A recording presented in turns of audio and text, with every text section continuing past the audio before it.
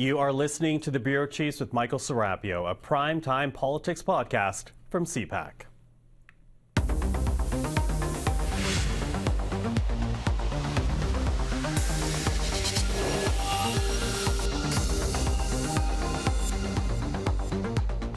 Hello everyone, I'm Michael Serapio. Well, the Federal Liberal Caucus had one more reason to celebrate last night, gathered for their annual holiday party that also marks the end of the fall sitting, when the Prime Minister took to the stage and introduced the newest member of the Liberal team.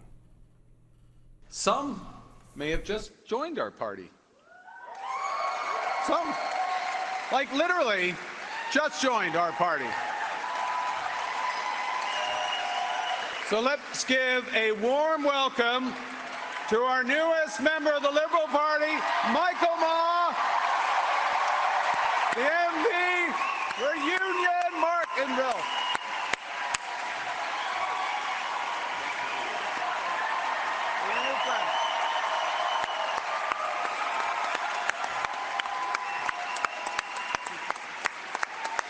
Wow, such a big welcome. Thank you. Thank you. All I want to say is Merry Christmas, Happy Holidays, and a great 2026 coming to all of you. Thank you, and enjoy the party tonight.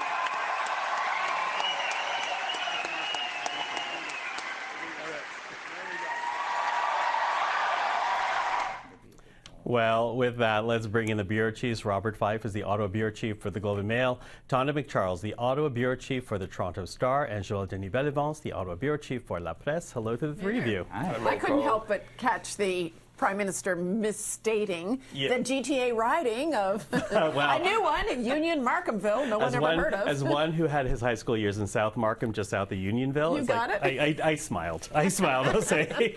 Okay, but listen, you know, we've been fair to say that we've all been speaking to Liberals ever since Chris D'Entremont crossed the floor on Budget Day, right? And we've all been reaching out. We'd heard the speculation that there would be more to come.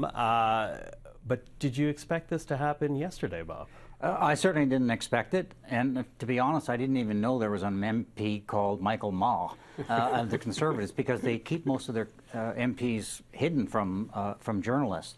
You know, there certainly was talk after Mr. Chris D'Entremont left and Matt Genereux decided he would basically vacate the Conservative Party, even though he's staying on as a Conservative MP, but it's not showing up.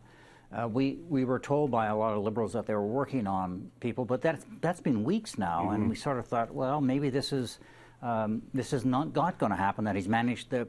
Poilievre has managed to keep his caucus intact, but now that Mr. Ma has come out there, and in fact, the government House Leader Stephen McKinnon says there are others. We're talking to others, and the Prime Minister suggested that last night as well. Stay tuned, basically. So I imagine there will be other Conservative MPs, and I think it makes it a lot easier now for a Conservative MP to do this, because if they're one short of a majority government, if one or two other Conservatives cross the floor, and there may be more, they are guaranteed 4 years, basically, of a majority government, and so they have time to get comfortable with the constituency as a Liberal MP. And if the government is successful with majority government and the transformative agenda that the Prime Minister wants to bring in, they have a very good chance of getting elected in 4 years' time. If people like what's there. Right. We'll get to a couple of those points a bit, Bob. But Tonda, a surprise here, because, again, it has been weeks since we were picking up the phones trying to find out someone to cross the floor. It's not just us who was surprised. You know, the senior officials, many of the senior officials in the government's own ranks were shocked.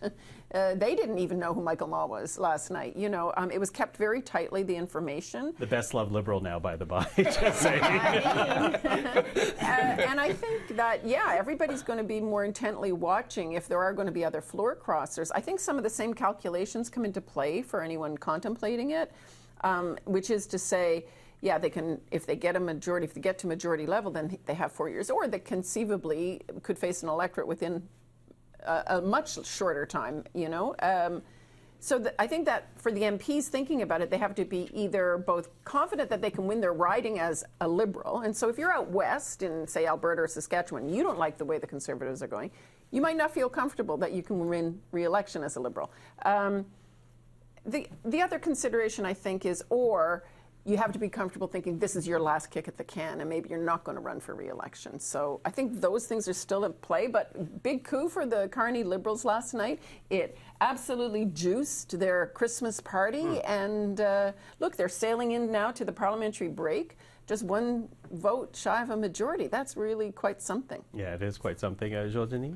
What I do find interesting is what is the root cause of those MPs crossing the floor. It's not politics. It is policies that is pushing them to go on the other side because they like what the government is introducing as policies, economic policies, very much focused on that.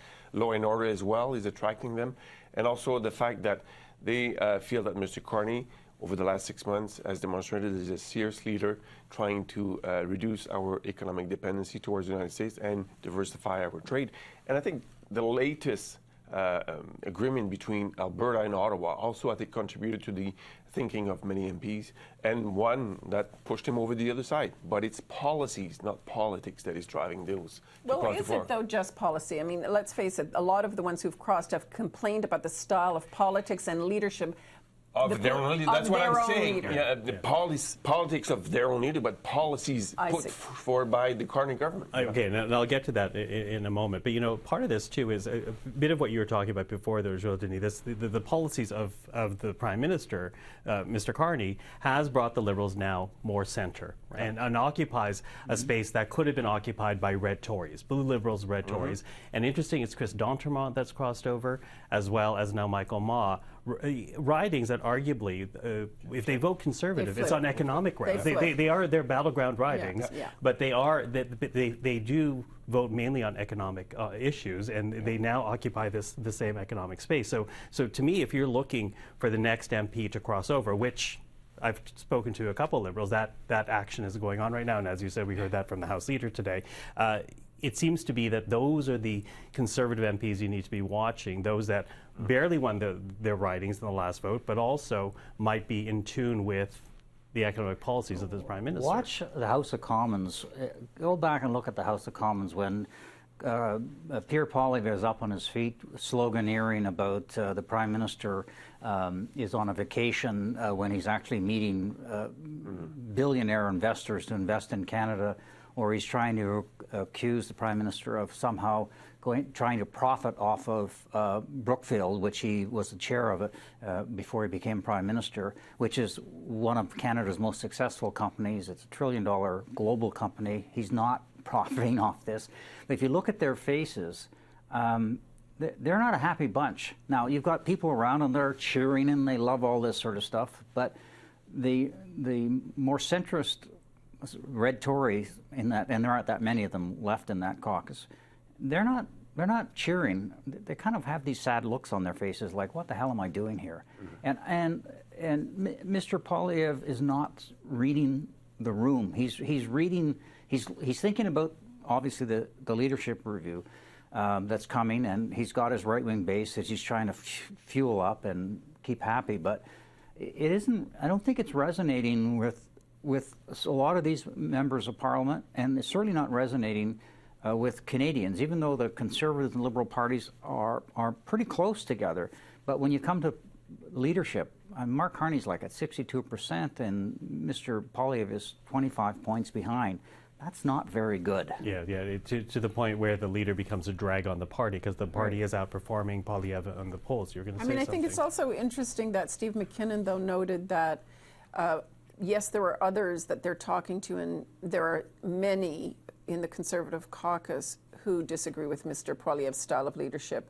But he himself also identifies it as a majority of that caucus, and I think he's right on that. I mean, we've all heard different numbers, and colleagues of ours, up to the highest number I've heard is from Radio Canada, who pegged it at 20. I had around 10 to 15. Conservatives dissatisfied with the Poilievre style of leadership. But the majority of his caucus is behind him.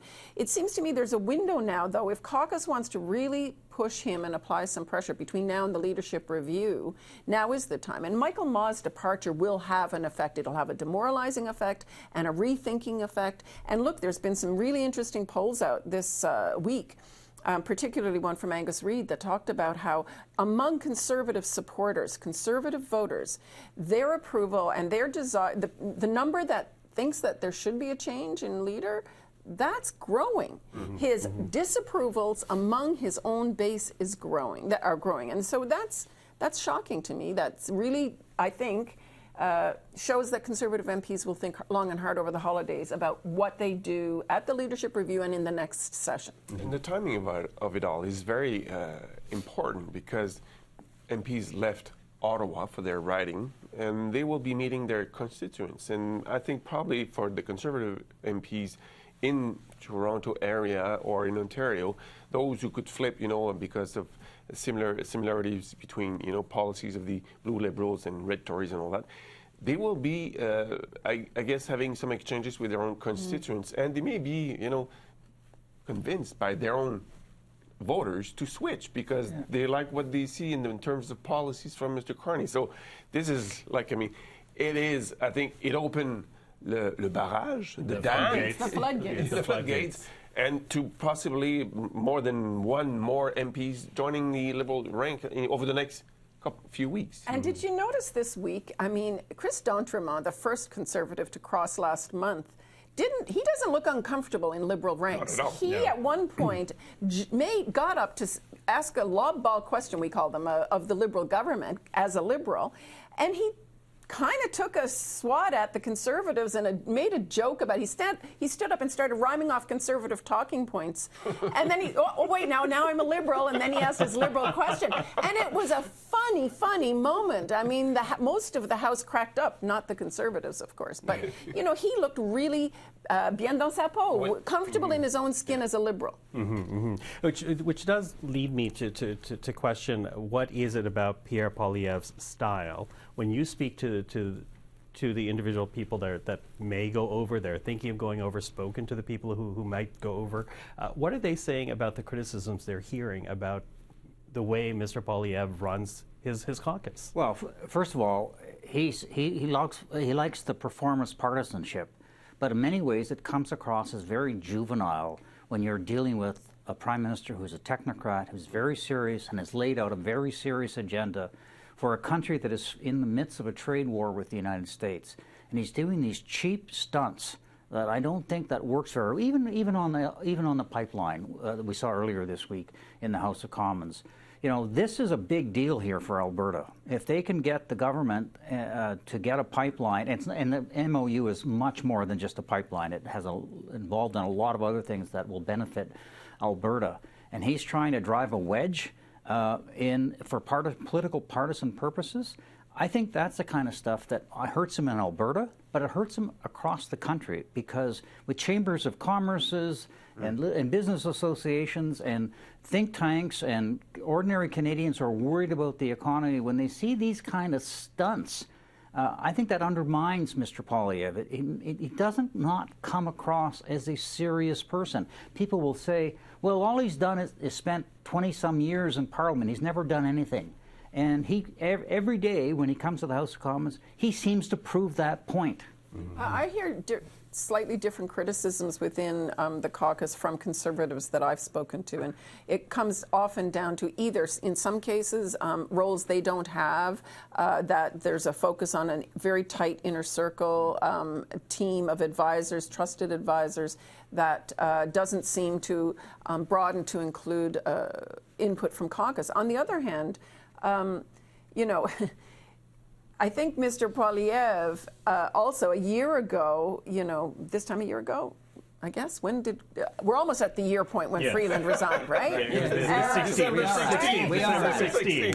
Okay, but in around that time frame, remember Mr. Poilievre was slamming corporate Canada, slamming CEOs, businesses, lobbyists as, sort of money-grubbing influencers in Ottawa, elitists in Ottawa. And that kind of talk and that kind of downplaying and downgrading the business job-creating community in Canada also sits badly with a lot of Conservatives. So, yeah, I don't think that there's, and they don't see, the other thing I hear is that they don't see that he's learned the lessons of the last election campaign. Well, he said as much. He said as much, right? He wasn't amending anything that his leadership style. Everything he did is And great. that doesn't sit well with them. And to Tonda's point on that one, I think Mr. Poilievre has one flaws. He cannot adjust to the current political context. It has changed.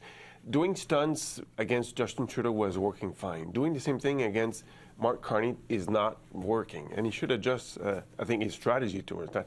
And he couldn't adjust during the election campaign when Mr. Trump was a big factor during the election campaign. He cannot adjust now that Mr.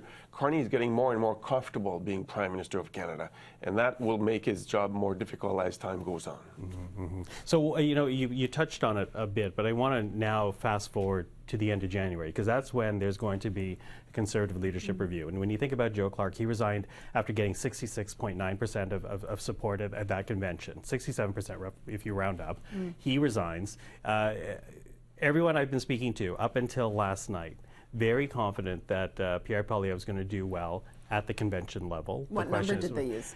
They weren't using a number, and this is my question now. What number does he have to hit in Calgary to have legitimacy? Losing Michael Maw, what number does he have to hit if he loses another MP in the 6 weeks between now and when Parliament returns? Well, first of all, I think the fix is in. I think they've already fixed this convention, but for the most part, I mean, he's going to win. But I think he has to get 80% or more. If he gets less than that, I think his days are going to be numbered.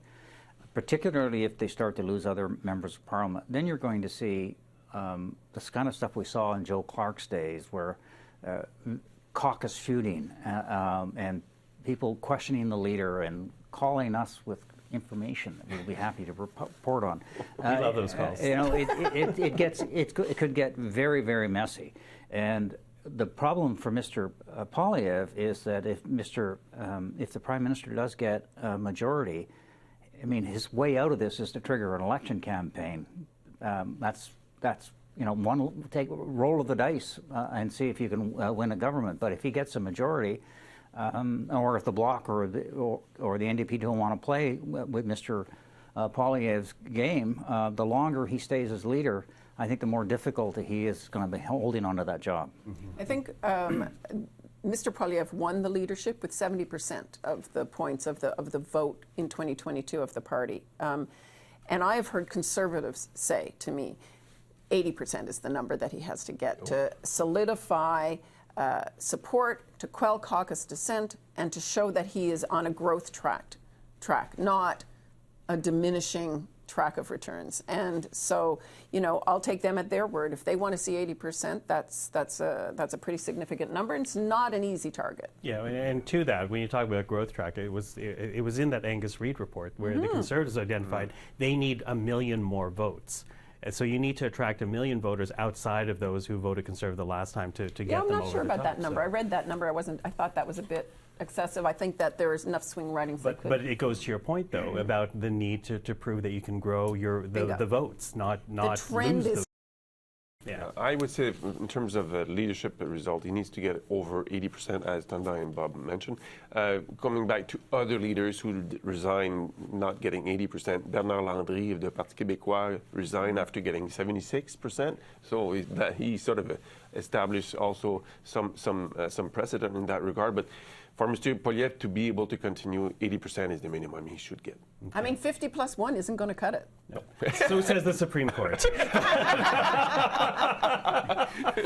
But, different reference. We need a clear question. Yeah, exactly. A clear question on leadership. Listen, I do also want to ask about the New Democrats, though, because soon after the election, the Liberals were reaching out to those New Democrats who survived the campaign to perhaps get one or two of them to go over to the government ranks. I've not heard anything on that level. I know a little bit of that came up when Chris D'Entremont crossed the floor. I haven't heard much on the NDP and reaching out to those MPs. Has anyone tracked I'm not even there? sure that the Liberals are interested in getting any of the Liberals. Yeah, NDP, rather. The sitting NDP caucus is not Mark Carney's kind of liberal. the sitting Conservative caucus couldn't see themselves in Mark Carney's Liberal caucus. When Justin Trudeau was leader of the Liberal Party, they tried to convince Alexandre Boulris, the NDP deputy leader, to join the Liberals. I know some cabinet ministers had meeting with Mr. Boulris. He said no. No, I can't imagine now Mr. Boulris joining the Liberals under Mark Carney, too right-wing for him. And so I agree, like, I mean, progressive conservative would be more comfortable crossing the floor than any NDP candidate right now. Mm-hmm. All right. So we'll watch what happens between now and when Parliament returns. Listen, this is a surprise topic. We didn't talk about this beforehand, but it occurred to me. We need to talk about Pablo Rodriguez and what's happening with him in Quebec, because his leadership of the Quebec Liberal Party is right now very much in question. Yeah, I don't think he's going. If we're questioning whether M. Poilievre will survive, federally, I think the same question with more intensity can be asked to about Pablo Rodriguez. Some people are speculating that before the end of the year he'll be gone because the Liberals will put the knife into him, and it has already started. Some former cabinet ministers in the provincial governments under Philippe Couillard, are saying he must go. His two opponents in the leadership race are calling for him to go. So he's got, he's basically on a trap where it's opening slowly. So it remains the timing He's of holding on to the noose. Yeah, exactly. It's a tie. It's a tie. So you could see the pressure immense on him to leave because the Parti libéral du Québec, the Quebec Liberal Party, is the only thing that could stop the Parti québécois from winning the next election and holding a referendum, which is, not a good thing to do while we're fighting a trade war with the United States. This is the last thing we want in Quebec. And the Liberal Party in Quebec sees an opening, and they know that the CAQ government, the last projection, I think, from 338.com, zero seats for the Legault government. Yeah. So that's an opportunity that the Quebec Liberal Party will want to try and capitalize. Yeah, try and capitalize, and the timeline is shrinking because the campaign, the vote has to be held by what, October of next year. Exactly, and also I wouldn't be surprised. I'm putting this on your radar that some people, influential people in Quebec, may call François-Philippe Champagne, the current finance minister, to think about going to the Liberal Party in Quebec. His name was mentioned before. He said no. He said no more than once. He said no, but I wouldn't be surprised if they come back to him and say, "Listen, we need you. You're going to be the savior. Prevent a referendum in Quebec. That's a big deal. He could be Quebec premier. He could be like Jean Charest, exactly, called in by the Federalist forces in Quebec to serve and wave the flag. They're looking the for Federalist flag. They're looking for a capable captain, and he's been identified a long time ago. Yep, all over again. Well, I was much younger in '97. I wouldn't mind that so much. Okay, listen, so as I say, we're going to watch a lot of things to be watching, even though Parliament has risen for the holiday break. They're off for 6 weeks. But because I want to do one last one before 2025 is done for Tonda, yays and the nays, time for that. Bob, I'll begin with you. My yay is the government's decision to try to move ahead with high-speed rail. The initial project would be between Ottawa and Montreal, but eventually, presumably, it will be from Quebec City to Montreal, Toronto, and then into Waterloo. Countries does need a high-speed rail, especially in a country this big. All our other countries around the world have it. We don't. We should have it. Okay. And your name? My nay is to Premier Daniel Smith, who has overruled the Chief Electoral Officer and the courts in pushing ahead with citizen referendums. She is endangering the economy of Alberta with that. Because we're going to have a referendum on whether Alberta should stay, by the way she's going. And here you have an MOU that says to the world, come and invest in Alberta, and she's playing these kind of games. People do not invest billions of dollars in an economy if there is a risk of a referendum on separation. Okay. And that's a good one. My yay is for outgoing Ambassador Kirsten Hillman for her tremendous service to the country on trade negotiations in Asia, the NAFTA renegotiation in the Trump first term, getting through pandemic and Joe Biden's demands that we beef up security and border spending, and now dealing again with the Trump administration through this past year. I think her counsel to the federal government under many prime ministers has been very wise. And yeah, that's a big yay for me this week. I think that Canada will miss her in the next round. And reporters will too. She was very good. She was, well, because she spoke coherently about the government's position on things and was unafraid of stating it. And I guess my nay, kind of a bit of an opposite. You know, the Trump administration laid out a national security strategy last week, which has raised alarms among many global allies of the U.S.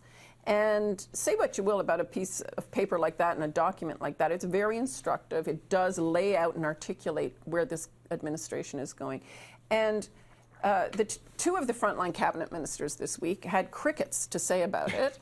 And one hadn't even read it. The other took due note of it and will have something to say in due course. And look, I know that the Canadian government's response to some of these things has to be muted, but they always say, we won't respond to what he says, we'll respond to what he does. Well, he's laid out a document now that sets out America First dominance in all kinds of spheres, and I think it was incumbent on this government to respond to it. I asked the American ambassador about that. You can see it on CPAC.ca.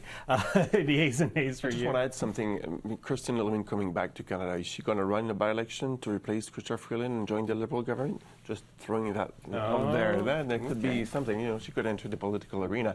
My yays goes to three provinces: Manitoba, Ontario, and PEI, who will use the American liquor to sell it and to give it to charity. So that's a before Christmas. I think that's a nice gesture to do. So kudos to Manitoba, Wapkino, Mr. Ontario, Doug Ford, and who's the premier of PEI? Well, he just stepped aside. He just stepped aside. And my nays goes to Prime Minister Mark Carney for one reason. He skipped a lot of question periods this week. So did he ever? Being accountable means being in the House of Commons, especially the last week of the session before Parliament rises. I thought he should have been more often in the House of Commons. He was there once out of 4 days. That's not acceptable to me. Okay.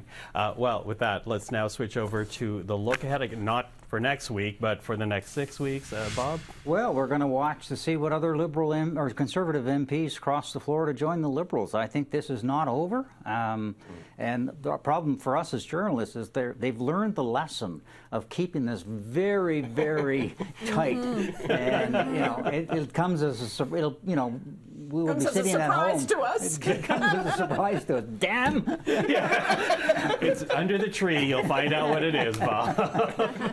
You're looking at a couple of things. Yes. Are there more floor crossers? And also, when are we going to see a cabinet shuffle? There's been a long-stated sort of suggestion around this town that it was going to come soon in late December, but I'm hearing more likely in January, and there's also a larger shuffle as well going on at the senior ranks of the public service. So what stamp is Carney still trying to put on this government is going to be interesting. Yeah, absolutely. I was going to say the appointment of the new ambassador to the United States, but Bob, has got his, with sources said it's going to happen next week, and it's going to be Mark Wiseman. So because he could be a political figure that is controversial, not a political figure, but an ambassador that is controversial in Quebec because of past statements. And I'll be also watching whether more Tories will have contact with political reality, that it might be better to be in the Liberal government, like Mr. Michael decided to do. We should mention that, January, most of January, the House isn't sitting, and right after it comes back, Poilievre will have to face his review. So they'll be active. We'll be seeing a lot of Conservative news over the next month, 6 weeks. And this Prime Minister never stops working, so goodness knows what will befall us. Okay, just not Christmas Day and New Year's Eve, please, and thank you. But listen, very quickly, you didn't ask me, but I really have no nay about this panel, but I do have a lot of yays for the three of you. Thank you for another season. I adore you guys. You can make us cry. I want to see him cry. Well, I really hope that touches your heart because I bought none of you gifts. But anyway. But your producer brought your us some producer chocolate. did, She so brought you us should know. chocolate. Oh, Maureen making me look bad once again. Okay, listen, Bob, Tonda, JD, thank you very much. You've been listening to The Bureau Chiefs with Michael Serapio, a primetime politics podcast from CPAC. Thank you for watching. We'll see you again later in January.